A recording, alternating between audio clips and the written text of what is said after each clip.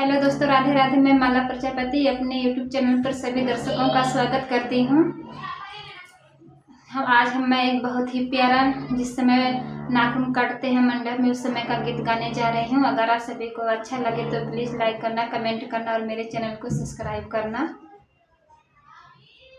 नहा काट्यू नावनिया है सुबह की घड़ी, नहा काट्यू नावनिया है सुबह की घड़ी, नहा काट्यू नावनिया है सुबह की घड़ी, नहा काट्यू नावनिया।